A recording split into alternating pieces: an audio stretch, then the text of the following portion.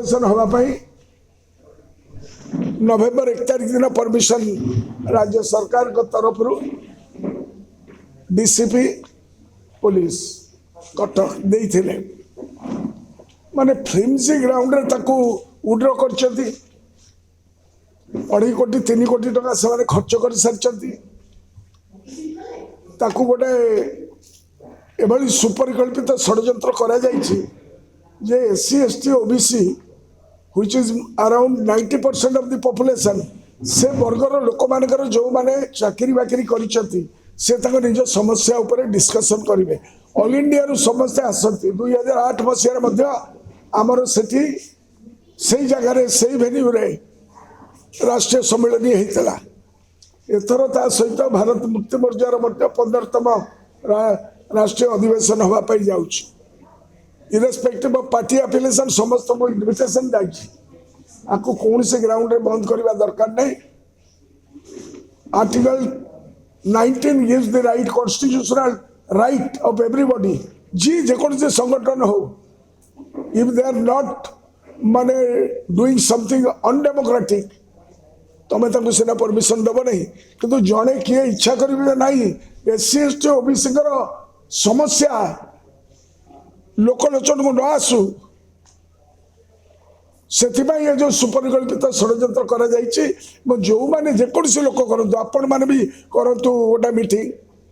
आपनकर अधिकार अछि कहबा पय मो आम विरुद्ध कहबार आपण माने जदी गोटा मीटिंग करिवे आपनकर अधिकार अछि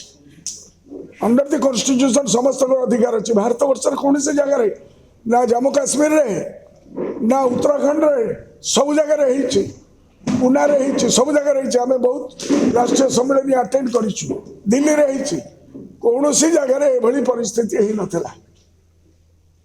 ये जो परिस्थिति सृष्टि करने चेष्टा करा जाउछि ओडिशा है अत्यंत गरीब अंचल लोके एटी आदिवासी हरिजन पछुआ वर्ग लोक मानकर शिक्षा एवं ताकू कौन प्रकार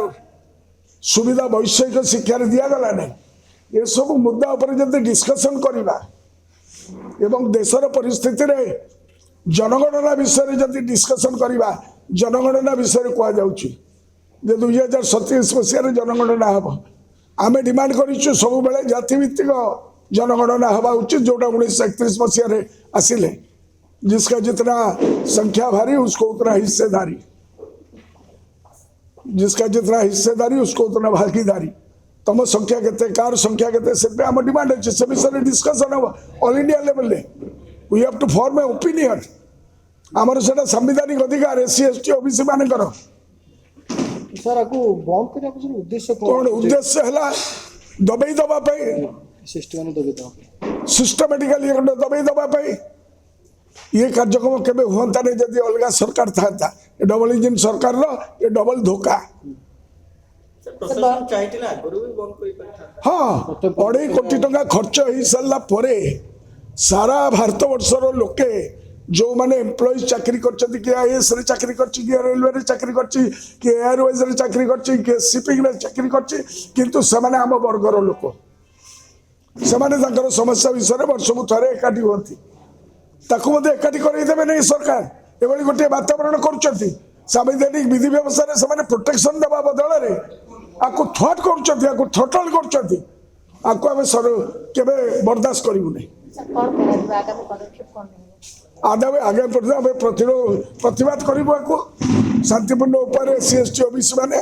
आम जनइबू सरकार गोटे एससी एसटी ओबीसी विरोधी ये किमी रका जरा करूछंती ओबीसी रिजर्वेशन दिया जाऊ ओबीसी मान कार्यक्रम करा जाऊ ताको बड़ नेता माने कहउछंती एपटरे माने एई जिंस करूछंती सम्मेलन करिया पे हमें बाध्य सारियाडू आछंती माने प्रोटेक्शन देवा दरकार मु निवेदन करबी सरकार को जे एभली कार्यक्रम न करतु भारत वर्ष रे मुंड तळुको हेई जिवो ओडिशा शांति प्रिय राज्य एटी किसी लोक मैंने तो भिना गोटे वातावरण करेंगे अपने अलग लोक मान आलाउ करेंगे शरदा बाली रे जाई मीटिंग करने आउ एससी एसटी ओबीसी मान मीटिंग करने तुम आलाउ करनी आलाउ कर पछ द्वार आसी छुरी मार ये कार्यक्रम ठीक नुहे मु निवेदन करी सरकार को विचार करूँ allow everybody to have their democratic right. तमर अच्छी तमें करो, आमर अच्छी आमें करुचु। एससी एसटी ओबीसी मानकर कोन अधिकार नहीं? कॉन्स्टिट्यूशन ने ताकर मुंडा टेके चलीबार ताकर निजर कथा निज विषय